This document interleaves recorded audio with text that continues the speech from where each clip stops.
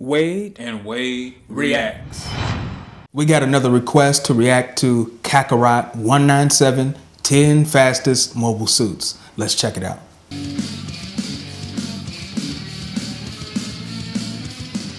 If you've spent any time in the Gundam fandom, you're without a doubt familiar with the meme that painting anything red and putting a horn on it makes it 3 times faster.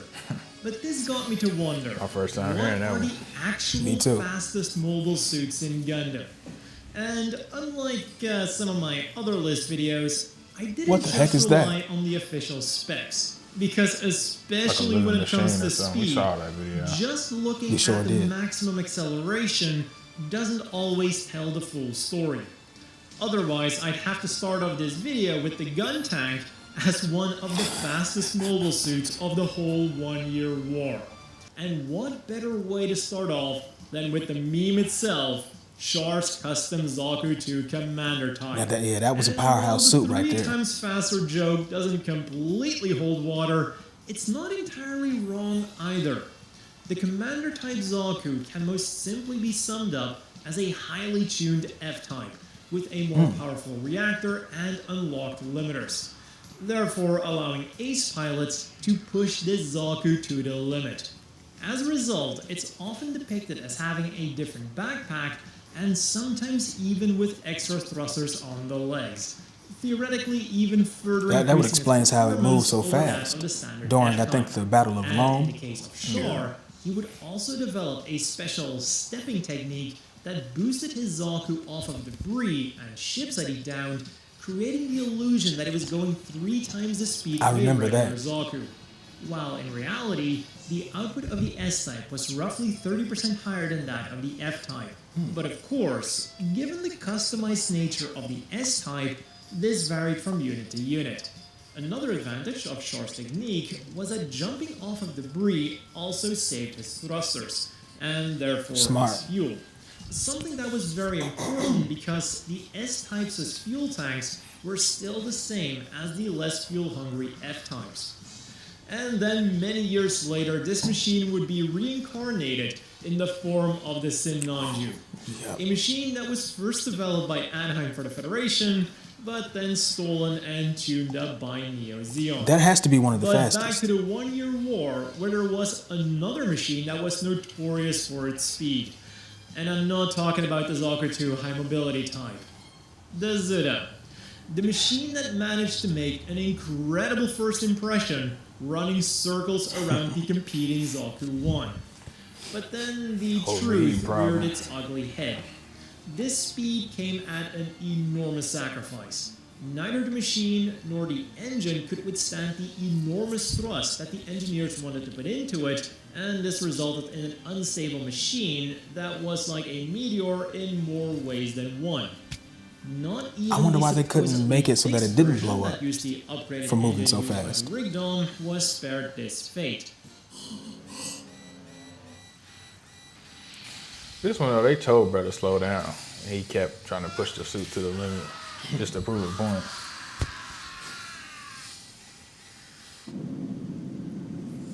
I guess he had it coming then. And if you want to find out how it was eventually fixed, you can check out my development history on the Zudah. Okay, that might be interesting. Talking about the Dome, of all the units I could find, this chonker of a mobile suit was by far the fastest on land.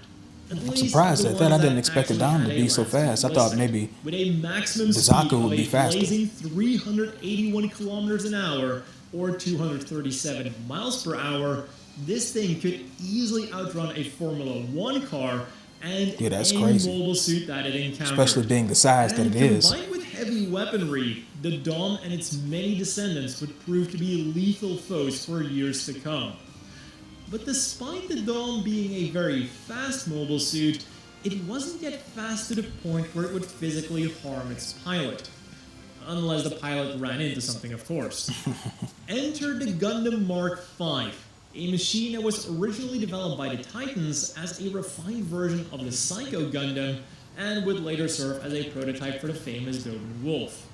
And this machine truly exemplified what the latter half of the Grips War and the following First Neo Zeon War were all about. Mobile suits that were armed to the teeth and heavily armored, yet, thanks to their incredible thrusters, okay. still I managed see to about pull off 4 surprising thrusters. speeds and agility. Maybe he has a couple more. Despite its bulk, the maneuverability and speed of the Gundam Mk-V were You gotta so be a new type powerful to use. that it could That's a good literally question. knock its pilot's teeth out. This machine Dang. was definitely not for the faint of heart or those without dental. And things get even That's worse funny. with the Unicorn Gundam, a unit whose G-forces killed its test pilot during the first test flight that we officially know about. When Unicorn is in Unicorn mode, its performance limiters are active, keeping the machine within the limits of what a normal pilot can handle. However, once the unit transforms into destroy mode, the limiters are off, and the unit can accelerate to up to 20 Gs, putting enormous strain on the pilot.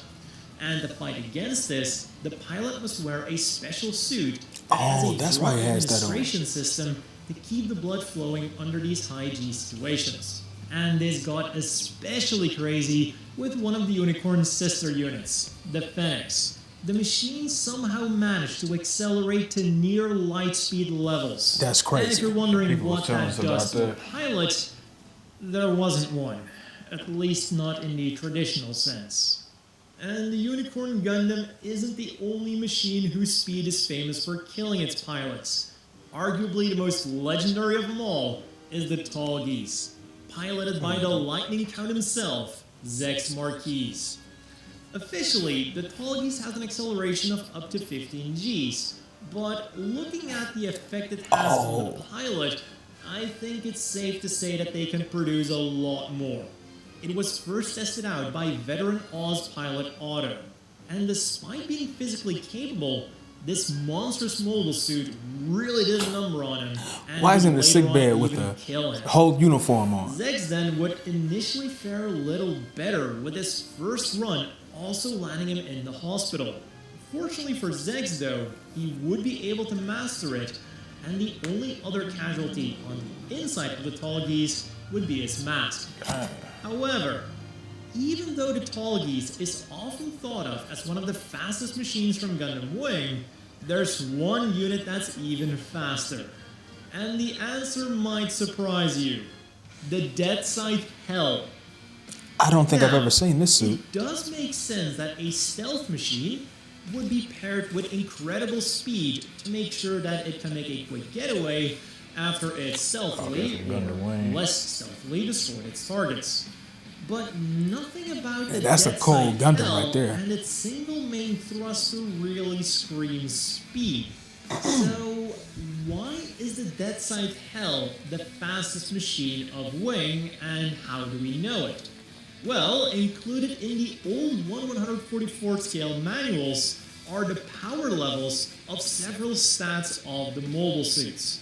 And the speed stat of the Tallgeese is level 150, whereas the Deathscythe Hell is 170. And if you're now wondering, what about the Wing Zero? Well, that one is level 160. God of Death? More like God of Speed. That's what I was gonna say. And now it's time for a completely different unit, the Stargazer Gundam. Rather than using overwhelming acceleration to reach incredible speeds during combat, the Stargazer Gundam instead uses a voiture Lumiere system to slowly but surely build up speed for deep space exploration. The system catches the energy of solar winds, which it then converts into thrust for near endless acceleration. And alternatively, the unit can also be powered by a beam from a DSSD satellite. DSSD being the organization that developed the Stargazer. Or how about not requiring any acceleration at all, like the Turn A or the Quanta, two machines that have the ability to teleport. The Quanta actually did it in the series, and the Turn A is supposed to be able to do this when at full power. Now, you might say that teleportation doesn't count as going That's what I was gonna say. Should fast, have had this on but there. practically speaking, teleportation is just a really, really fast way to go But from how does point that A work to in the B. Gundam universe, though? But in Gundam 00, we also find some more conventional speed boys. with what I think is one of the fastest machines around that doesn't kill its pilot, the Gundam Mk-V, the upgraded version of the Arios, which itself was an upgraded version of the Kyrios with a higher focus on speed and mobility. And despite being less aerodynamic That Gundam than its has high heels. predecessors, the Mk-V is able to achieve higher speeds thanks to the raw power of its thrusters. Something that gets even more enhanced by strapping 2 GN boosters to the legs. And as if that wasn't enough already, it of course also still had the Transat that's system. crazy. A system that can triple a Gundam's performance, including their speed, but only for a limited amount of time. And finally, we started with the Universal Century, and we're ending with the Universal Century.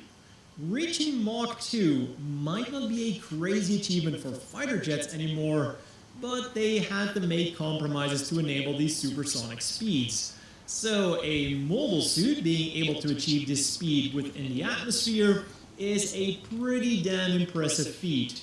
And thanks to its Minovsky flight system combined with the beam barrier system, the Xe Gundam was able to do this just by entering its flight form that was hardly any different from its normal form. The Minovsky flight system really was a crazy system, and would see its culmination in the Minovsky drive system used by the Victory II Gundam, a unit that is often cited as one of the Gundams he showed looked like and with an one of the official max Gundams acceleration from of Hathaway. 20 Gs, Yeah, it was. it's not hard to see why. And our last machine then is a unit that was literally designed to set a speed record, and was even named after it, the F-99 Record Breaker. And the big technological Has an breakthrough interesting for design. this machine Yeah, that must be one was of the a Gundam miniaturization from, or a of the mobile suit Minovsky from drive system. the manga A or system something. that Yeah. up to this point Most likely, yeah, had only because he been has possible in grays. battleship-sized units.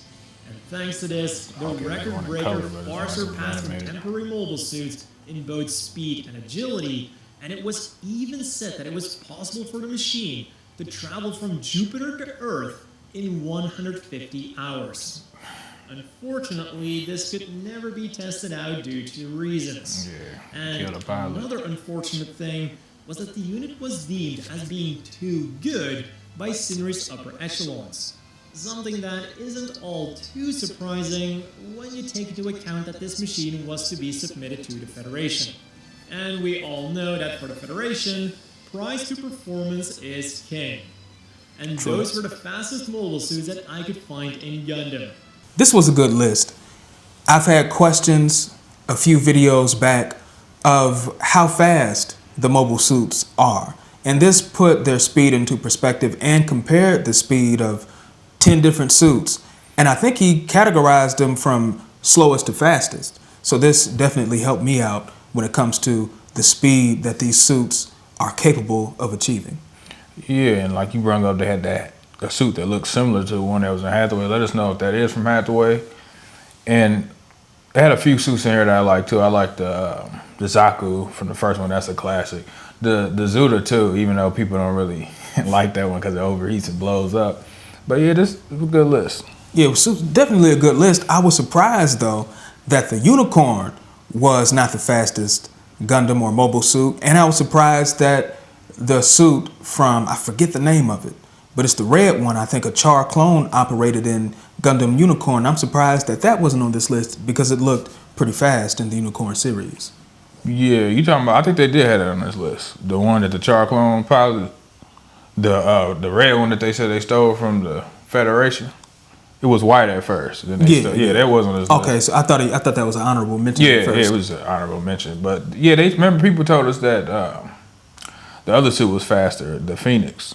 They said it was like speed, it was like light speed. So I knew that the Unicorn wasn't gonna top that on this. So I don't think as far as firepower, it's as powerful as the Unicorn because they said the Unicorn like top 3. That does it for our reaction to this subscriber request. Don't forget to leave your thoughts in the comment section. Also, like, share, subscribe, and hit the notification bell so that you'll never miss a video from Wade and Wade Reacts. We're out there. Peace.